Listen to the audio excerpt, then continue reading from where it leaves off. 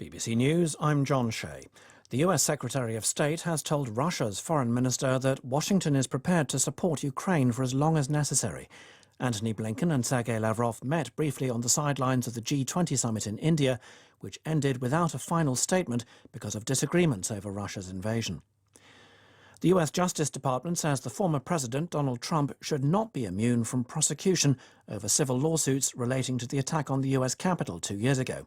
It argued that incitement to violence could not be considered part of a president's duties. 57 people are now known to have died in Tuesday's train crash in Greece.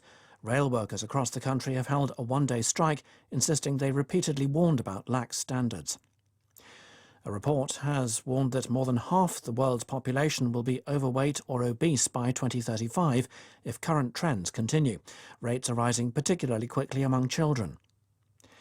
The runner-up in last week's presidential election in Nigeria, Atiku Abubakar, has described the poll as grossly flawed. He said he was considering a legal challenge. A court in Jerusalem has ordered the release of all 8 suspects who were detained over the riot by Jewish settlers in the occupied West Bank town of Hawara earlier this week. Their lawyers said there was a lack of evidence of their involvement in the rampage. An official in Somaliland says 210 people have died and nearly 700 have been injured during several weeks of fighting. The mayor of Las Anod said the clashes had damaged infrastructure, including government institutions.